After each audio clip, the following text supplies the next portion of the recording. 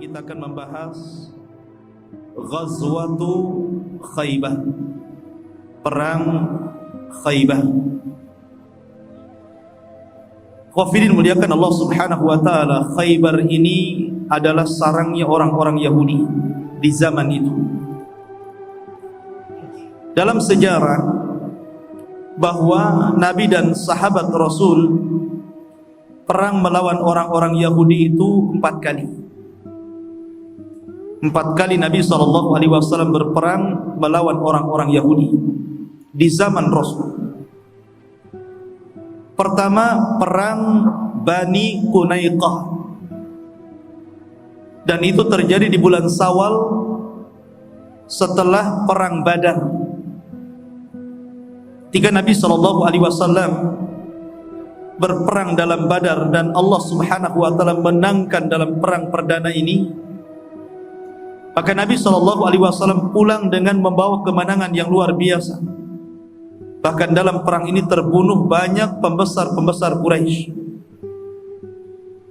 Sesampainya di kota Madinah, ketika ada seorang wanita muslimah kemudian membeli sesuatu di pasar Bani Qunaiqah, pasarnya Yahudi, tiba-tiba kemudian dilecehkan wanita ini dengan terbukanya aurat akibat perlakuan orang-orang Yahudi. Maka wanita ini berteriak, "Ya lal muslimin, wahai kaum muslimin, tolonglah aku." Maka datanglah seorang muslim, satu dari sekian sahabat Rasul, marah. Kemudian membantu wanita muslimah ini, akhirnya membunuh orang yang melecehkan. Ketika melihat bahwa seorang muslim ini membunuh seorang Yahudi, maka Yahudi satu pasar keluar semuanya, kemudian membunuh laki-laki muslim yang membela kehormatan wanita muslimah ini.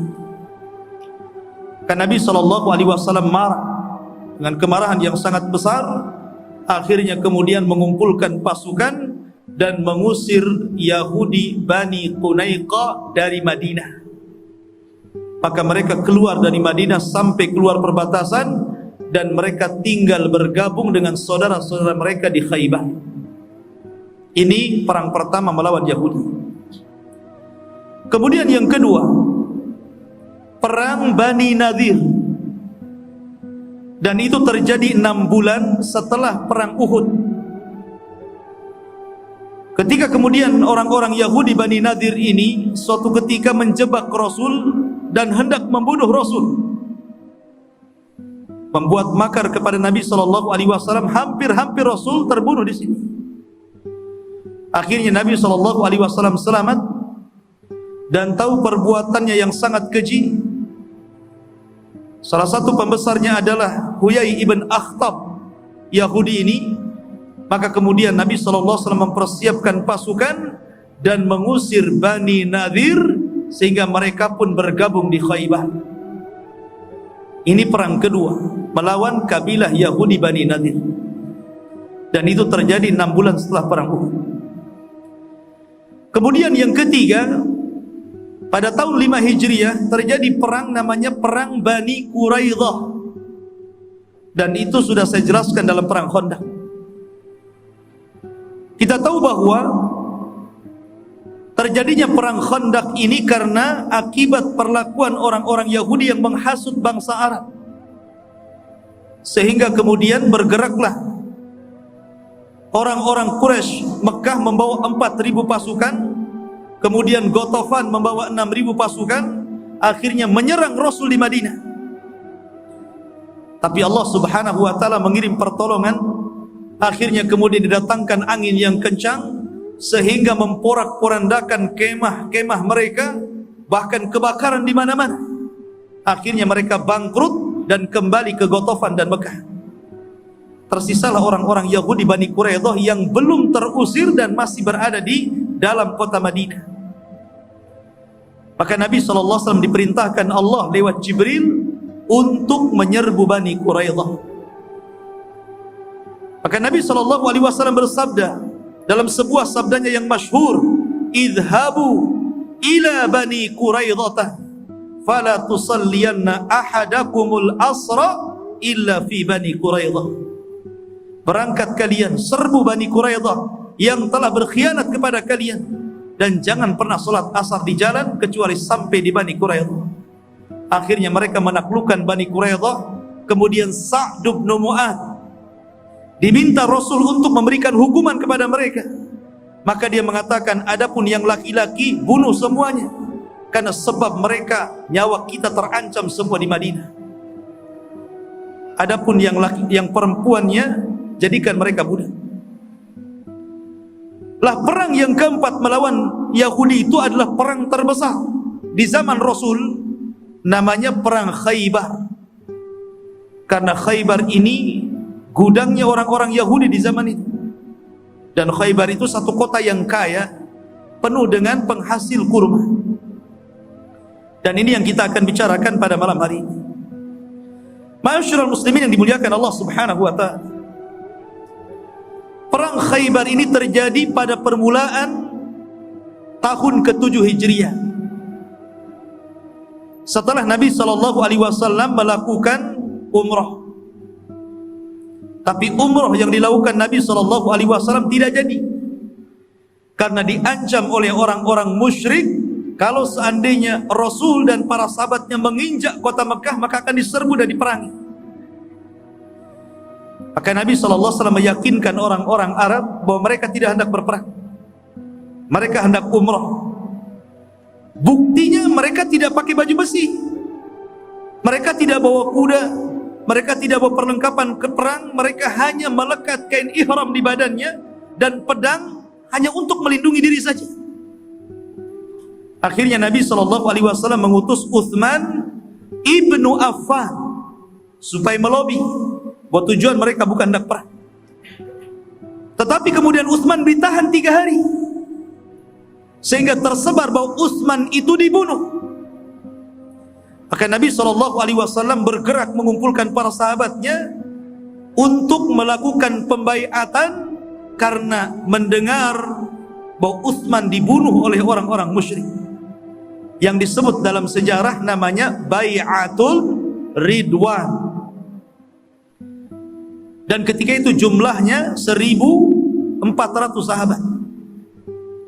Dari sini Allah Subhanahu wa ta'ala memuji mereka, sehingga Allah Subhanahu wa ta'ala berfirman, laqad radiyallahu 'anil mu'minin idh yubayi'unaka tahta asy-syajar fa'alima ma fi qulubihim.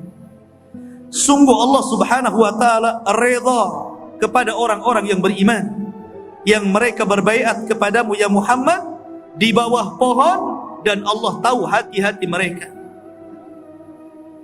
Akhirnya kemudian Rasul mempersiapkan pasukan untuk menyerbu Mekah. Tetapi kemudian didengar bahwa Utsman tidak jadi dibunuh, dia masih hidup.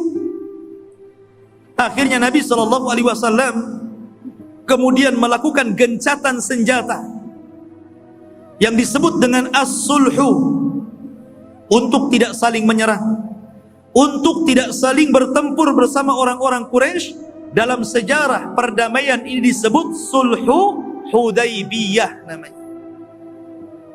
Sulhu Hudaybiyah, perjanjian Hudaybiyah, karena tempatnya di Hudaybiyah.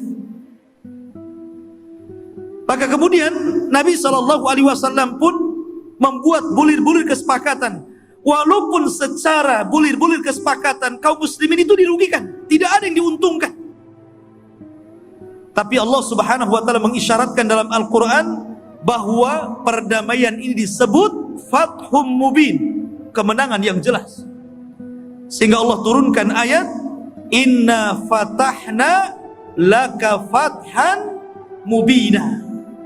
Sesungguhnya kami akan memberikan pertolongan, kemenangan kepadamu ya Muhammad, dengan pertolongan yang jelas, kemenangan yang tampak, kemenangan yang jelas dalam perjanjian itu. Subhanallah. Terkadang kita harus mengalah selangkah ke belakang untuk maju beberapa langkah. Maka Nabi SAW menyepakati perjanjian itu. Setelah kemudian Nabi SAW mendapatkan kesepakatan itu, Rasul tidak jadi umrah dan balik lagi ke Madinah. Tapi tetap saja umrohnya disebut umroh walaupun gak jadi, karena Rasul mengatakan innamal a'malu binniyat. Sesungguhnya amal itu ditentukan niatnya. Niatnya sudah ingin umroh, tidak jadi, tetap dicatat umroh. Pulang mereka ke Madinah dengan membawa kemenangan perjanjian damai itu. Kok bisa perjanjian damai yang merugikan kaum muslimin Allah katakan kemenangan yang jelas? Ada masalah apa ini? Maka dijelaskan para ulama, karena setelah perjanjian ditandatangani 10 tahun lamanya, tidak saling menyerbu, tidak saling menyerang, terserah kabilah-kabilah Arab mau pro siapa, mau pro kepada orang-orang Quraisy ataukah pro dengan Rasul sallallahu alaihi wasallam. Maka Nabi sallallahu alaihi wasallam punya kesempatan untuk berdakwah seluas-luasnya dan tidak ada gangguan dari orang-orang Quraisy. Maka dalam waktu sesingkat-singkatnya, akhirnya Nabi SAW dalam waktu yang sangat singkat beberapa tahun berhasil mengislamkan ribuan orang-orang kafir sampai jumlahnya 10.000 lebih. Karena sudah tidak bertempur, berdakwah saja, maka banyak orang-orang kafir masuk Islam. Lah ketika dalam perjanjian Hudaybiyah ini Nabi SAW pulang ke Madinah, Rasul teringat dengan perbuatan orang Yahudi yang telah berkhianat, hampir mengancam nyawa mereka dalam perang Ahzab atau perang Khandaq. Maka ketika itu Nabi SAW tepat pada permulaan tahun ke-7 Hijriah, Nabi bertolak dari Madinah membawa pasukan yang dulu berbaiat di bawah pohon. Rasul tidak membawa pasukan semuanya. Rasul hanya membawa pasukan yang dulu berbaiat dan ikut dalam perdamaian perjanjian Hudaybiyah. Jumlahnya hanya 1.400. Sementara orang-orang Yahudi di Khaybar itu 10.000 lebih. Berangkat Rasul. Berangkatnya Nabi SAW pada jalan biasa. Tapi di tengah jalan Rasul memutar. Yang harusnya dari depan, Rasul dari belakang, melalui jalan menuju Syam. Karena Rasul tidak ingin ada satupun tentara Yahudi yang kabur ke Syam dan akhirnya akan membuat kesulitan lagi di suatu ketika. Maka Rasul tidak menghendaki ada orang Yahudi yang lari. Maka beliau memutar dan menyerang dari belakang. Orang Yahudi tidak tahu bahwa akan diserang. Maka ketika Nabi SAW kemudian istirahat di dekat Khaybar, akhirnya Nabi SAW istirahat di situ. Di pagi hari, orang-orang Yahudi biasa keluar untuk bekerja. Mereka tidak tahu mereka akan diserang. Yang ke ladang-ke-ladang, yang ke kebun-ke-kebun, dan begitu seterusnya. Rupanya di antara petani itu ada yang melihat tentara Rasul. Akhirnya kemudian dia pun berteriak-teriak, Muhammadun wallahi Muhammadun wal khamis. Berteriak-teriak sambil lari terbirit-birit menuju benteng mereka. Mereka mengatakan Muhammad dan tentaranya sudah datang. Muhammad dan tentaranya akan memerangi kita, kita akan kalah. Maka hebohlah orang-orang Yahudi dan menutup semua gerbang. Disebutkan dalam kitab Mu'jamul Buldan, Yahudi itu suka membuat benteng, dan bentengnya ada 7. Jadi Khaybar itu dikelilingi dengan benteng, 7 benteng, sehingga tidak mudah dikalahkan karena harus merobohkan benteng itu. Akhirnya Nabi SAW mendengar teriakan itu, kemudian membalas. Apa kata Nabi SAW? Karena sahabat itu kan semangat, sehingga kemudian bertakbir terus. Akhirnya Nabi SAW kata Rasul, innakum tad'una sami'an qariban wa huwa ma'akum. Sesungguhnya kalian berdoa kepada Zat yang Maha mendengar, lagi Maha dekat dengan kalian. Tidak perlu dikeraskan. Kemudian Nabi SAW mengatakan Allahu Akbar. Allahu Akbar, kharabat Khaybar, inna idza nazalna bisahati qaumin fasa'a sabahul munzarin. Allahu Akbar, Khaybar akan runtuh. Sungguh jika kami turun di medan untuk melawan sebuah kaum, maka buruklah pagi hari orang-orang yang kami peringatkan itu. Akhirnya kemudian Nabi SAW bergerak menuju benteng Khaybar. Pertama mengutus Abu Bakar Siddiq radhiyallahu an, tapi tidak berhasil merobohkan benteng. Kemudian mengutus Umar bin Khattab radhiyallahu an, juga tidak berhasil merobohkan benteng. Kuat bentengnya itu. Ya, zaman dulu itu kan alat-alat perangnya itu manual. Kalau zaman sekarang, walaupun ada benteng, kasih rudal kan begitu. Dulu macam mana ngerobohkan benteng? Susah, tinggi bentengnya. Akhirnya kemudian setelah 15 hari pengepungan, dan Nabi SAW merasakan sakit di kepalanya, tiba-tiba Nabi SAW di malam hari mengumpulkan para sahabatnya. Kemudian dia mengatakan, besok saya utus seorang laki-laki. Besok saya utus seorang laki-laki. Laki-laki ini yuhibbuhullahu wa rasuluh wa yuhibbullaha wa rasulah. Laki-laki ini dicintai Allah, dicintai Rasul, dan mencintai Allah dan Rasulnya. Di tangannya akan membawa kemenangan. Subhanallah, ini mukjizat. Mukjizat Rasul memprediksi adanya kemenangan. Maka para sahabat setelah sholat fajar, tiba-tiba mereka berdiri di sekeliling tenda Nabi SAW, berangan-angan bahwa mereka yang memegang bendera peperangan itu.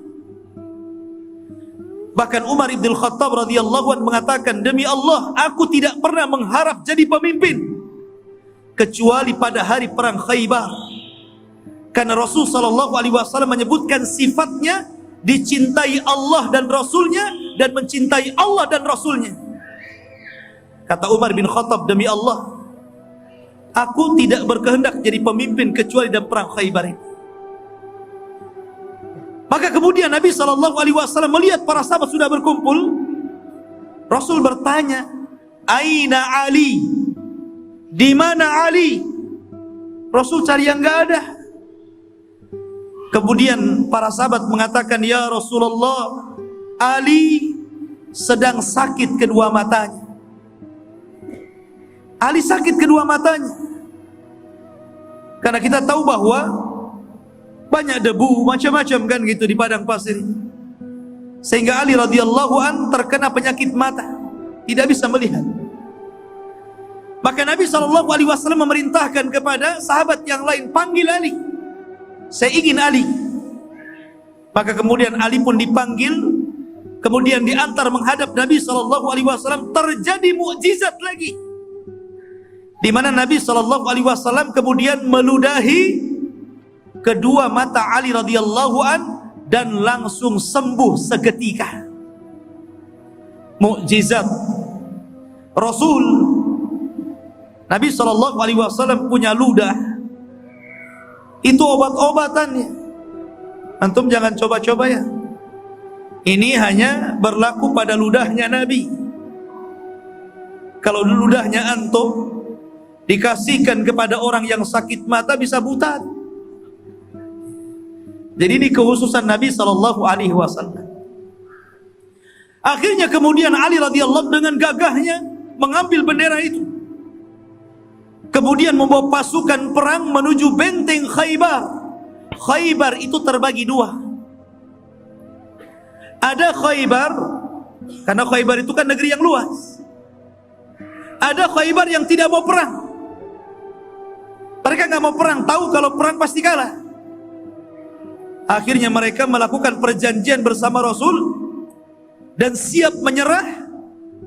Tetapi Nabi SAW disyaratkan jangan memerangi mereka, dan mereka siap menyerahkan separuh kekayaan Khaybar kepada Rasul.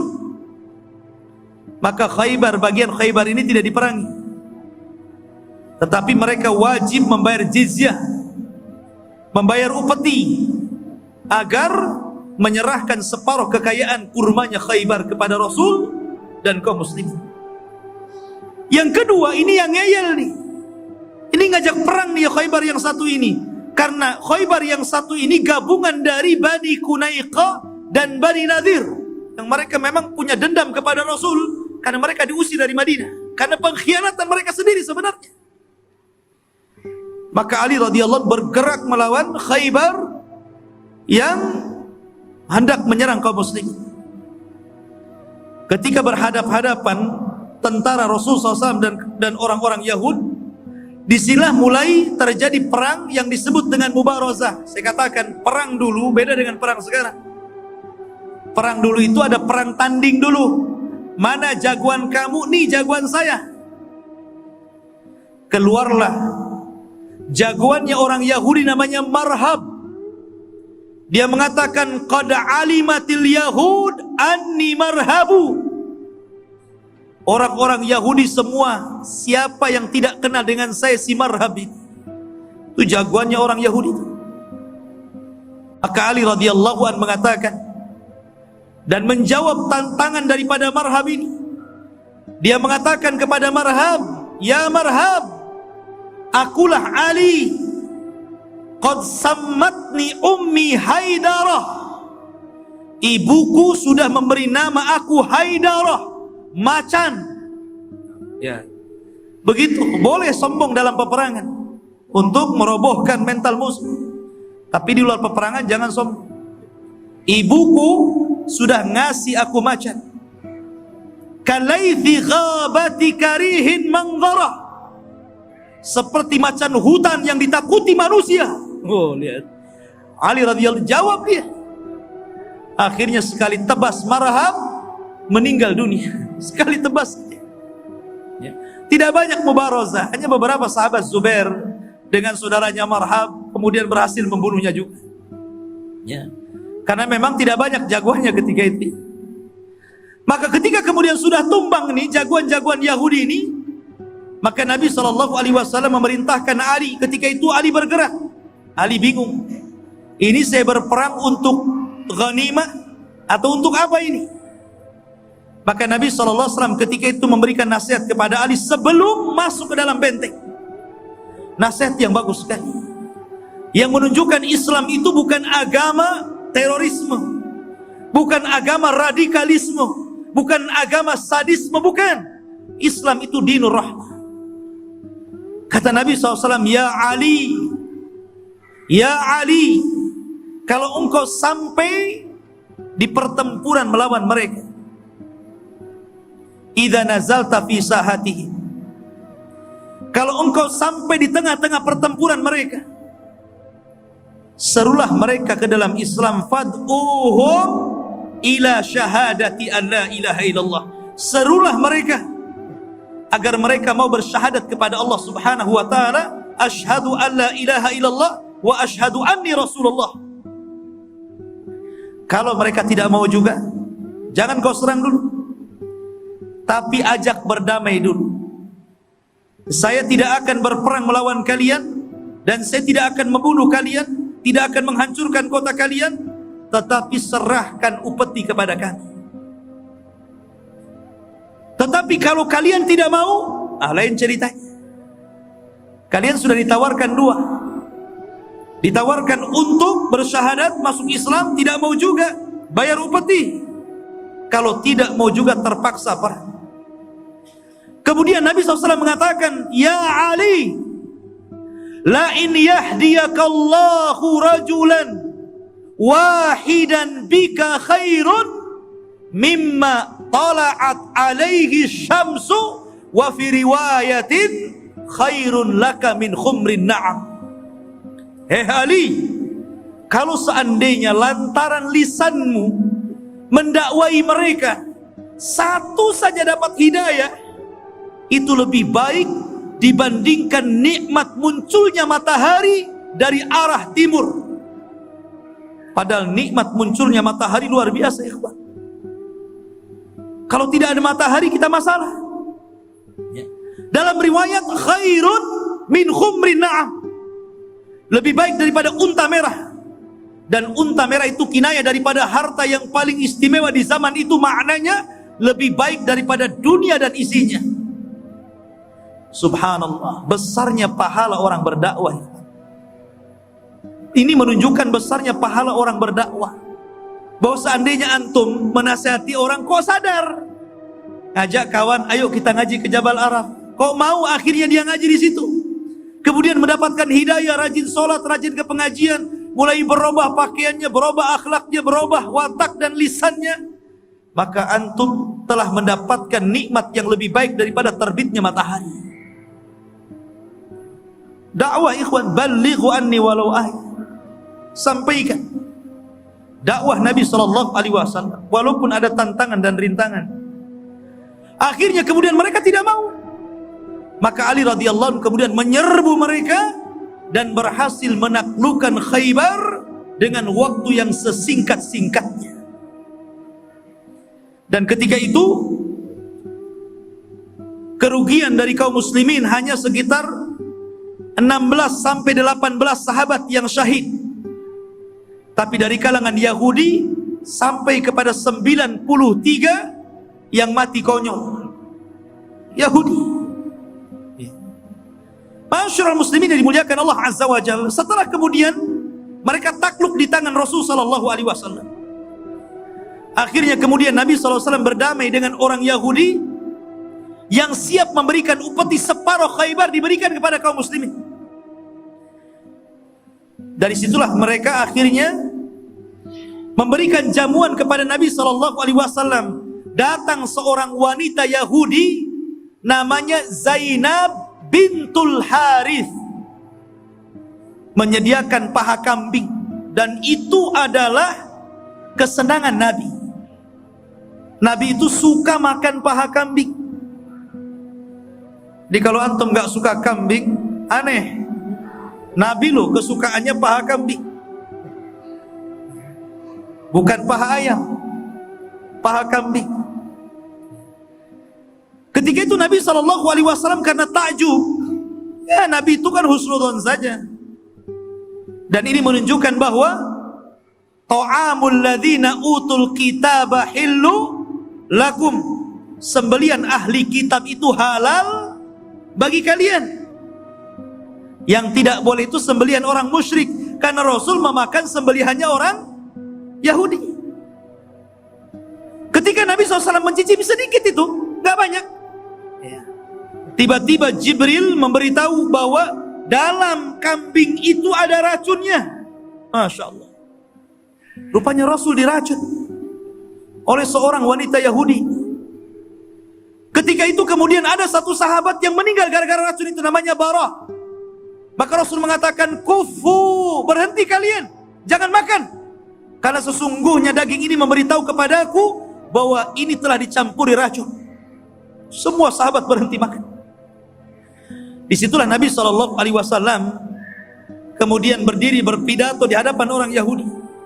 Inni sa'ilukum, saya ingin bertanya kepada kalian, apakah kalian akan membenarkan kata-kata? Yahudi mengatakan, ya, kami siap membenarkan kata-kata. Kata Rasul, man abukum, siapa bapak kalian? Maka mereka mengatakan, abuna fulan ibn fulan, bapak kami fulan bin fulan. Kata Rasul, kadzabtum, dusta kalian, bal abukum fulan ibn fulan, bahkan bapak kalian fulan bin fulan. Mereka mengatakan, sadaqta ya Rasulullah, benar engkau wahai Rasul. Kemudian Rasul mengatakan, man ahlun nar, siapa ahli neraka, kami atau kalian? Maka mereka mengatakan, ya Rasulullah, ya Muhammad, ya, kami mungkin masuk ke dalam neraka, tapi kami di neraka itu enggak akan lama, paling hanya beberapa hari saja, kemudian keluar lagi. Dan ini yang disyaratkan dalam Al-Quran. Perkataan orang Yahudi, lan tamassanan nar illa ayyama ma'dudah. Orang Yahudi bicara, kami tidak akan disentuh api neraka kecuali hari-hari sebentar saja. Kata Rasul, kadzabtum, dusta kalian, bahkan kalian akan dikekalkan di dalam. Kemudian Rasul mengatakan, saya ingin bertanya satu lagi. Benarkah kalian sudah meracuni kambing ini? Maka kemudian mereka mengatakan, na'am, ya, kami racuni kambing itu. Kemudian Rasul mengatakan, ma hamalaka ala hadha? Apa yang membuat kalian berani-beraninya meletakkan racun di kambing ini? Maka mereka mengatakan, in kunta nabiyan falan yadurrak. Kalau engkau seorang nabi, pasti tidak akan berpengaruh racun itu ya Muhammad. Wa in kunta malikan arafna nasabah. Tapi kalau engkau seorang raja, tentu kami tahu nasab. Akhirnya Nabi SAW meninggalkan mereka. Dan yang memberi racun, Zainab bintul Haris, dibunuh. Racun ini mulai berproses cukup lama tuh. Setelah Nabi SAW diracun oleh seorang wanita Yahudi, Zainab bintul Haris ini, baru terasa setelah 4 tahun setelahnya. Setelah Nabi SAW berada di Madinah 11 tahun, detik-detik wafatnya Nabi SAW, dia bicara kepada Fatimah, putrinya. Dan dia mengatakan, ya Fatimah, sungguh pengaruh racun itu sudah mulai berproses dalam tubuh. Dan boleh jadi ini perpisahan abimu dengan diri. Lihat, pengaruh racun. Imam Zuhri rahimahullahu ta'ala, begini ikhwan, karena saya pernah mendengar di YouTube, ada seorang wanita, bukan tinggal di Indonesia, wanita itu tinggal di Amerika. Dia seorang Nasrani, menjelek-jelekan Nabi SAW tentang kasus ini. Tentang kasus kalau memang Nabi SAW seorang Nabi, tentu dia tidak dibunuh. Berarti dengan buktinya dia diracun dan meninggal karena racun, berarti dia bukan seorang Nabi. Kita katakan, Anda ini bukan seorang muslimah, tidak tahu sejarah Nabi kita. Imam Zuhri rahimahullahu ta'ala mengatakan, ketika Nabi SAW kemudian meninggal karena diracun, artinya akibat pengaruh racun itu menjadikan penyebab sakitnya beliau sampai beliau meninggal, karena Allah Subhanahu wa ta'ala ingin menjadikan Nabi kita ini mati syahid.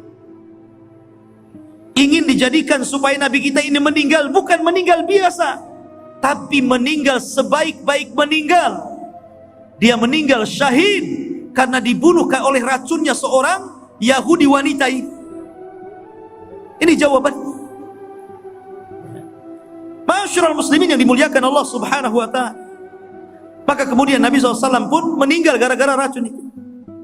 Meninggal syahid diracun seorang Yahudi yang tidak pernah sujud kepada Allah Subhanahu wa ta'ala. Masyarul muslimin, maka kemudian Nabi SAW setelah melakukan perdamaian, kemudian berhasil menaklukkan Khaybar, maka Rasul pulang ke Madinah. Ketika itu Rasul selalu mengutus Abdullah ibn Rawahah untuk mengutip jizyahnya orang-orang Yahudi. Sampai ada kasus Abdullah ibn Rawahah ini diutus oleh Nabi SAW mengambil bagian hasil daripada jizyahnya orang-orang Yahudi. Orang Yahudi ini licik. Dia mengatakan kepada Abdullah ibn Rawahah, ya Abdullah, sudah gini saja. Bagaimana kalau seandainya aku berikan bagian kepada kamu lebih besar, dan katakan kepada nabimu Muhammad itu agar tidak membawa sebagian besar kurma-kurma kami. Mau nyogok Abdullah ibn Rawahah ceritanya. Abdullah ibn Rawahah ini seorang sahabat Rasul, ditarbiyah oleh Rasul. Tidak mungkin seorang sahabat melakukan riswah. Lain dengan kita, baru ngurus SPP saja, kalau ingin licin pakai oli gitu, ada hitamnya gitu. Nah, masyarul muslimin yang dimuliakan Allah Azza wa Jalla, akhirnya marah Abdullah bin Rawahah ini. Dia mengatakan, tidak, bahkan kalau seandainya bagian ini hanya sekian ribu, aku tambah sekian ribu lagi. Enak saja kalian menyuruh aku untuk melakukan rasuah. Nabi SAW bersabda, ar-rasi wal murtasi finnar. Orang yang melakukan rasuah dan yang dirasuah masuk neraka. Kan itu. La ilaha illallah, kan Allah Subhanahu wa ta'ala. Bagaimana keteguhan sahabat Rasul tidak tergiur dengan dunia, karena dia orang mencintai Nabi dan Nabi mencintai diri. Walaupun kemudian Abdullah ibn Rawaha terbunuh di perang Mu'tah. Ma'asyiral muslimin, intinya inilah di antara peperangan melawan orang-orang Khaybah. Saya ambil yang poin-poinnya saja karena memang waktunya juga singkat. Subhanakallah bihamdika asyhadu an la ilaha illa anta astaghfiruka wa atubu ilaik. Allahu ta'ala alam. Assalamualaikum warahmatullahi wabarakatuh.